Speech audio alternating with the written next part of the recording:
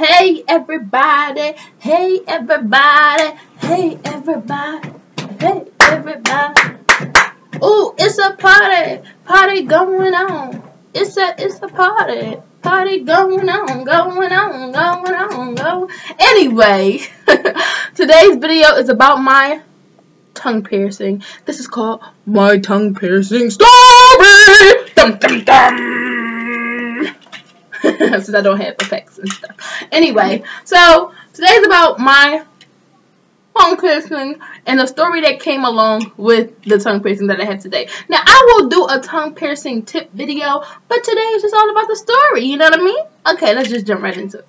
Now,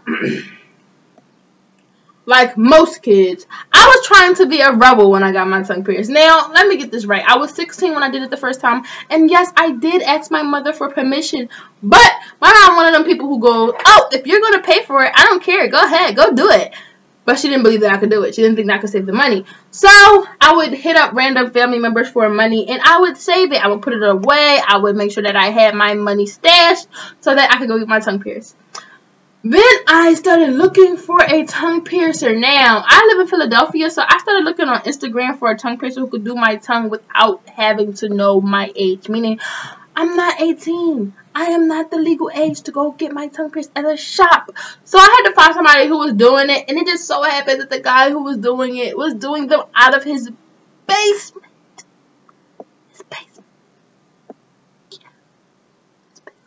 Anyway, so this is what happened. So I found the guy. His name on Instagram was fat_tats, T-A-T-S.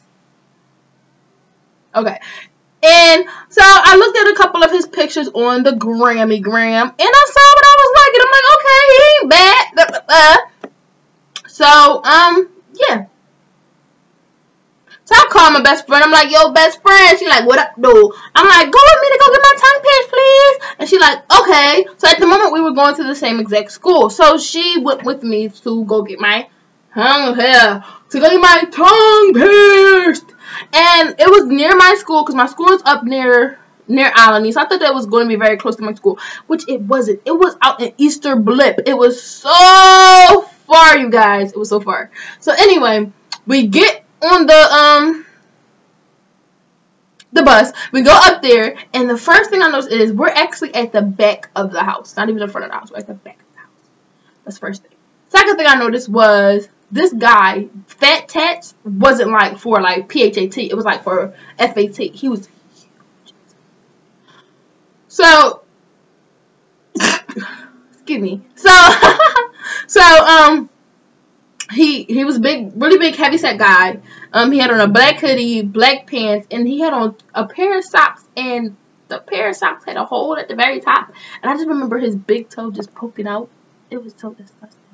Like, is that even sanitary, nigga? But anyway, okay. Anyway, in other words. So let's just move on. So I go in the house with my best friend, and when I do something, I submerge myself in it. So I have been watching so many piercing videos. So I know for a fact that when you go get your tongue pierced, you're supposed to get a bigger bar first. So tip number 1 in this video, make sure that if you're going to a piercer, they pierce you with a bigger bar first, because it's supposed to allow time or allow space for your tongue to swell up, because your tongue is going to swell up. So it allows for space so that your tongue has space to swell and not like hit these bars, because it's gonna hurt. So yeah.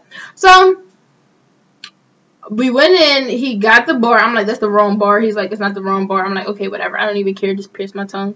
So he pierces my tongue, and he doesn't even know what he's doing. He's not moving quick. So the piercing needle is stuck like in my tongue while he's getting ready the bar. So I'm like, he's like, don't put your tongue back in your mouth. And I'm just like, that's kind of hard. You're taking forever here, dude. So he finally gets it in there, twists the ball on there, and I'm like, this hurts.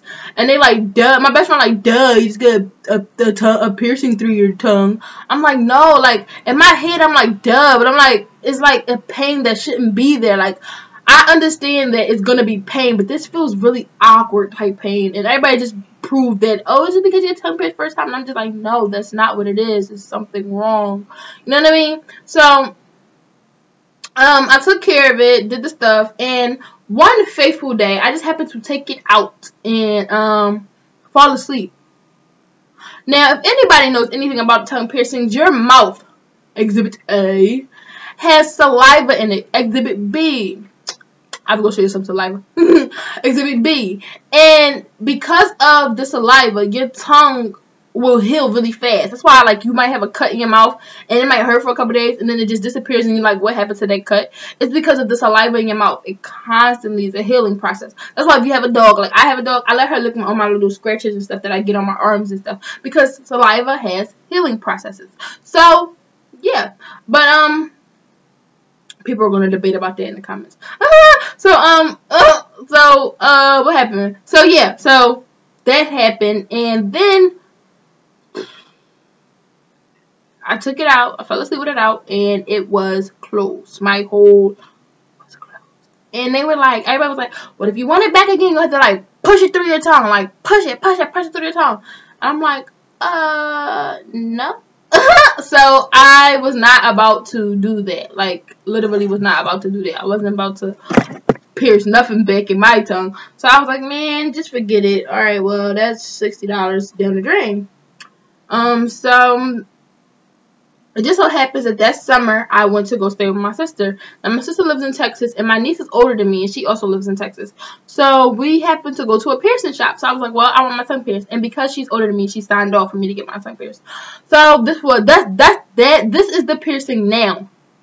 That piercing a year ago, was it? No, actually, it was 2 years ago. So, that piercing from 2 years ago, that's this one.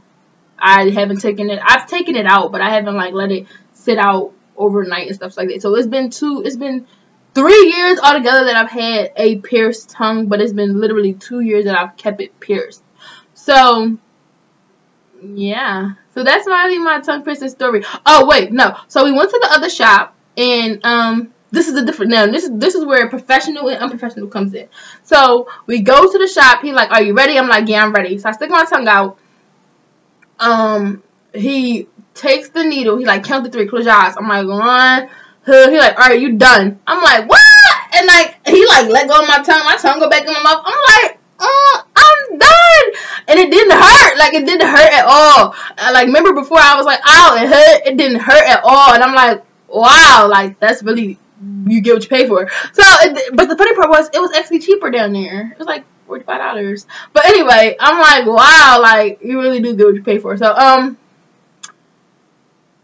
I got in the car. We was in the car, and I'm just looking at it like, my tongue piercing's back. It didn't start hurting till that night when the swelling came, and I'm like, my tongue piercing's back. Your tongue is like I was talking like this for like forever because like I could not even talk because my tongue was so swollen. Like your tongue is so swollen. Like if I would have talked, like I could like bite down like this on my tongue. It was just painful. So that's just my tongue piercing story. I hope you enjoyed it, and I'll see you guys next time. This is the Black Jessica Rabbit. Remember, don't ever call me Dow.